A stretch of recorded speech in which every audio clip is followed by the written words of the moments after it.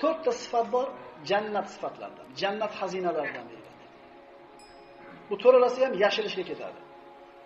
Birinchisi musibatni yashirish, jannat xazinasidan. Ikkinchisi qilgan sadaqasini yashirish, bu ham jannatli odamlarga yarashadigan sifat. Uchinchisi kambag'alchilikni yashirish. Kambag'alchilikni yashirish. Oxirgisi kasallikni yashirish. Mana shu oxirgi ikkitasini oladigan bo'lsangiz, ro'parazdagi ham suhbatingizdan gaplashganingizda nimasidan zerikasiz? O'sha kambag'alligini, dardini aytib, kambag'alchiligini shikoyat qilganda o'zingizga yetarli.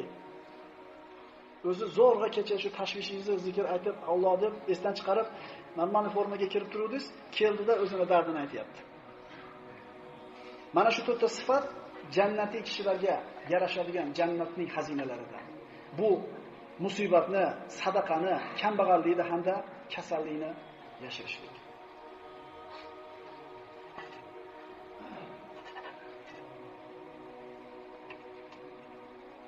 Payg'ambarimiz sollallohu alayhi vasallam betob bo'lib turgan paytlarida, ana shu o'lim soatlari yaqin bo'lgan paytda payg'ambarimiz qattiq betob bo'ldi. Ibn Mas'ud roziyallohu anhu kirganida payg'ambarimiz qattiq bir betob bo'lib istimaga tushib turganida, "Ya Rasululloh, betobligingiz qattiq bo'ldimi?" deganida, "Biz anbiyolar", dedi Rasululloh, "ikki kishi bemor bo'lgandek bemor bo'lamiz." Sizga ikki kishini achib berilganligi uchunmi shunday deganda, "Ha, ikki kishini achib berilganligi uchun shunday." Rasulullohga ham dard yetgan, Rasululloh kambag'al bo'lgan, Rasululloh yurtidan quvilgan, musibatlar kelgan, lekin Rasululloh sizdan bizga ibrat bo'lgan, sabr bo'lgan. Shikoyat qilishlik masalasi. Tarixda mana odil qozilardan Shuray rahimahulloh bo'lgan. Ko'chaga chiqsa, ikkita odam bir-biri bilan gaplashib turibdi, biri ikkinchisiga shikoyat qilyapti. Dardini, kasalini, kambag'alligini, musibatini. Shuray shikoyat qilayotgan odamni qo'lidan ushlab bir chekiga olib o'tib turib, "Birodar, shikoyat qilishingdan ehtiyot bo'ling. Allohdan boshqaga shikoyat qilishdan ehtiyot bo'ling, chunki siz shikoyat qilayotgan odam do'stingizmi, dushmaningizmi bilmaysiz. Aytolmay hamma gapingizni.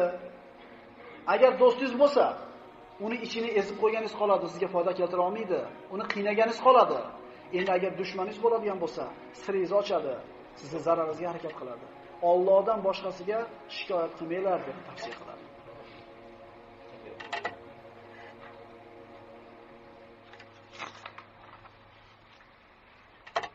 Shikoyat kimga qilinadi? Allohga. Yaqub alayhisalom o'g'li Yusufni olib borib quduqqa tashlashib yubordi, bo'ri yeb ketdi deydi.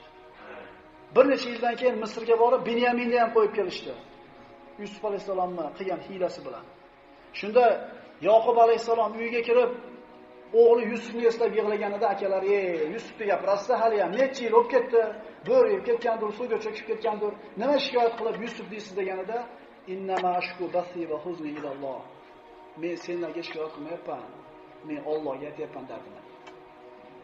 Mo'min odamning manhaji yo'llanmasi shu bo'ladi. Allohga o'ziga aytadi.